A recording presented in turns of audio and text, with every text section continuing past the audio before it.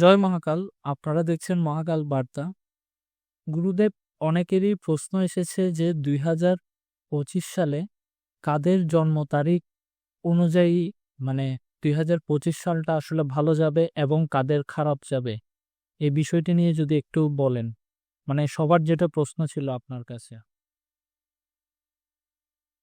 দেখো, 2025টা সংখ্যাটা ভালো করে ফলো করতে হবে। 2025টা যদি যোগ করা হয় তাহলে কিন্তু 9 নম্বর বেরাচ্ছে, মানে মঙ্গল।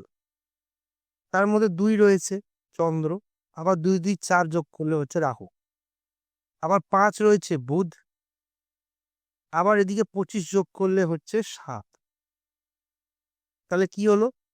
চন্দ্র, রাহু, মঙ্গল, বুধ, কেতু। চন্দ্র যারা 2 তারিখে জন্মগ্রহণ করেছে তাদের জন্য তো 2025 কিন্তু খুব একটা ভালো হবে, খুব কনফিউশন বছরটা। তাদের ডিসিশন মেকটা খুব ভুল হবে,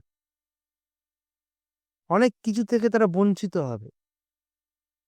বাবা মায়ের সম্পত্তি থেকে, বিবাহ জীবনে থেকে, নানা রকম ভাবে কিন্তু বঞ্চিত হবে।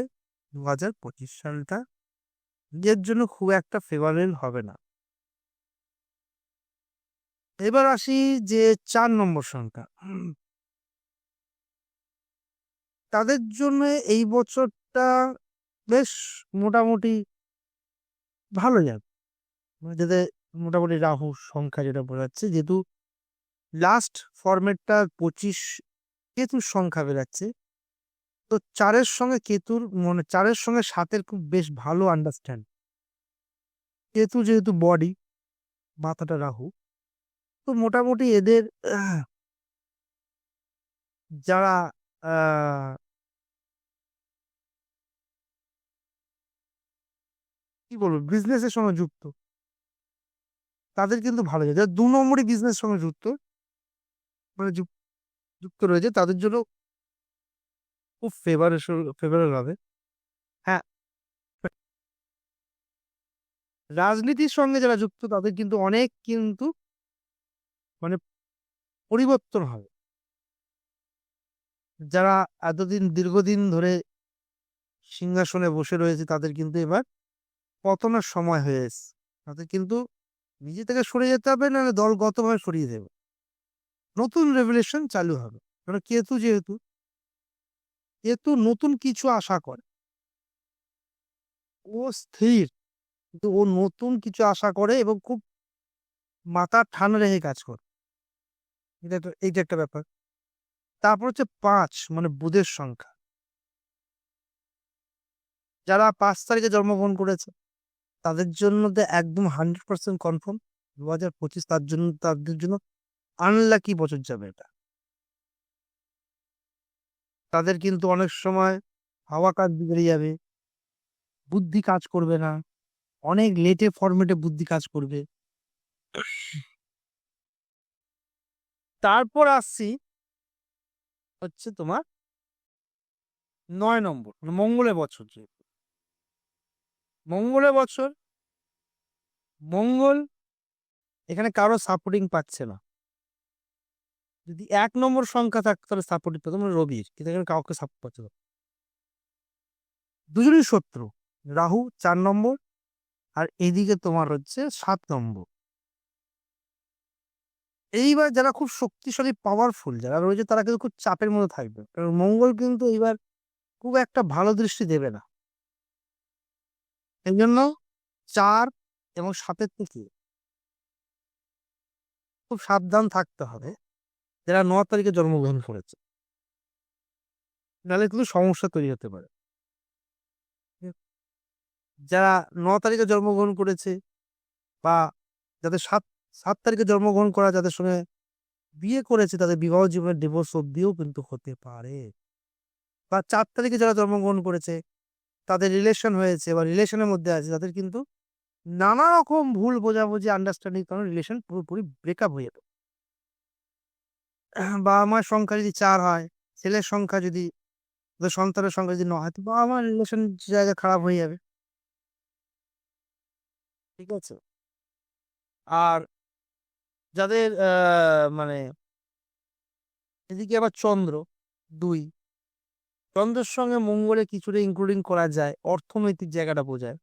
কিন্তু যদি রাহু রয়েছে, ভাবো যাদের 2 নম্বর সংখ্যা, রাহু যাদের খারাপ আছে, ঠিক আছে? তাদের কিন্তু টাকা পয়সা ব্যালেন্স নিয়ে চিন্তা ভাবনা করতে হবে। অতিরিক্ত খরচাপাতি কিন্তু হয়ে যেতে পারে। বিনা কারণে কিন্তু ডাক্তার খেয়ে নেবে টাকা। কিন্তু কেতুকে ডাক্তারকে প্রেজেন্ট করে। ডাক্তার খেয়ে নেবে পয়সা। কোনো রকম ভাবে কোনোভাবে কিন্তু টাকা পয়সা সেভাবে মানে একটা ফান্ড হয়তো জমিয়ে রেখেছে। 2 নম্বর, 2 তারিখে জন্ম, তারা হয়তো ফিউচারে যেন প্ল্যান করছে যে এই টাকাটা থাকলে আমি ফিউচারে কিছু করবো। তো 2025 এমন কিছু করবে তাদের ফিউচার প্ল্যান পুরো দুমড়ে মুচড়ে দিয়ে সেই টাকাটা কোনো হসপিটালে ইনভেস্টমেন্ট অবশ্যই এটা নজর রাখতে হবে। আর এইখানটা লাস্ট যে 7 নম্বর কেতুকে যে রিপ্রেজেন্ট করে, তারা কিন্তু 2 তারিখ এবং 9 তারিখে 2 আর 9 যারা রয়েছে, যারা মানে 7 তারিখের সঙ্গে যারা যুক্ত রয়েছে, মানে 2 তারিখ হতে পারে মা হয়তো 2 তারিখে জন্মগ্রহণ করেছে, বাবা হয়তো 4 তারিখে জন্মগ্রহণ করেছে, ছেলে হয়তো 7 তারিখে জন্মগ্রহণ করেছে। এরকম যদি হয় বা কারোর ঘরে সন্তান জন্মগ্রহণ করেছে, হিসাব করে দেখা যাচ্ছে 7 নম্বর জন্মগ্রহণ করেছে, তার বাবা হয়তো হয়তো 9 নম্বর, মা হয়তো 2 নম্বর, তাহলে বাবা মার মধ্যে যে কোনো একজনকে মারা যেতে পারে, বা বাবা মায়ের বিজনেস সন্তান হওয়ার সঙ্গে সঙ্গে ব্যবসা লস হয়ে যেতে পারে। বুঝতে পারছি কি বলতে চাইছি? তো এইরকম কন্ডিশন কিন্তু খারাপ হবে। যারা 2 তারিখে জন্মগ্রহণ করেছে বা 9 তারিখে যারা জন্মগ্রহণ করেছে, তাদের মধ্যে যদি একসঙ্গে সংসার করে, অশান্তি হলেও আন্ডারস্ট্যান্ডিংটা কিন্তু বজায় থাকবে, ফট করে কিন্তু তাদের মধ্যে ছাড়াছাড়ি হবে না। এইবার ভাবো যারা 2 তারিখে জন্মগ্রহণ করেছে, যারা লেখাপড়া করছে, রাহু যেহেতু ইনক্লুডিং থাকবে, তাদের কিন্তু লেখাপড়া খুব মানে খুব ডাইভার্ট করবে। উদাহরণসহ 2 তারিখ, ঠিক আছে, 20 তারিখ, 22 তারিখ, ঠিক আছে, আর এদিকে তোমার ধরলে চলে 2,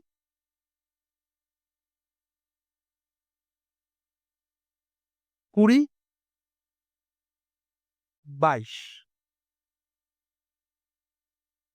22 হিসাবে যদি ধরেন 2, 2 চন্দ্র, 2 যোগ করলে 4, চন্দ্র রাহু। রাহু কিন্তু মানে 2 তারিখে যারা জন্মগ্রহণ করেছে তাদের কিন্তু প্রচন্ড পরিমাণে মাইন্ড ডিস্টার্ব, কোনো সিদ্ধান্ত সঠিক নিতে দেবে না। যদি চন্দ্রের সঙ্গে ভাবো, চন্দ্রের সঙ্গে যদি মঙ্গল যোগ হয়ে যায়, মানে 9 নম্বর যোগ হয়ে যায়, তাহলে ওর প্রভাবটা ইম্প্যাক্ট কম করবে। কিরকম? ধরো কারো কোনো মেয়ের বয়স জন্মেছে 2 তারিখ হিসাব হচ্ছে কাউন্টিং, তার স্বামীর কাউন্টিং হচ্ছে 9, কিন্তু তার শাশুড়ির কাউন্টিং হচ্ছে 4। তো যতই থার্ড ব্যক্তি এসে ঝামেলা করুক না কেন, দুজনে আন্ডারস্ট্যান্ডিং থাকবে। 2 আর 9 যদি ইনক্লুডিং হয়, বুঝতে পারলে? তা এরকম ব্যাপার। তো এই হচ্ছে ক্যালকুলেশন যে 2025টা কিন্তু স্টেবল করতে দেবে না, প্রচন্ড ফ্রিকিক করবে, মানে প্রচন্ড মাইন্ড ডিভাইডেড করে দেবে। কোনো সঠিক সিদ্ধান্তে আসতেই দেবে না। কারণ কোনো সঙ্গে কোনো সংখ্যার সঙ্গে কোনো কম্বিনেশন নেই। তাদের মানে রাহুর সঙ্গে শুধু তোমার কেতুর কম্বিনেশন আর মঙ্গলের সঙ্গে চন্দ্রের কম্বিনেশন। বুঝতে পেরেছি?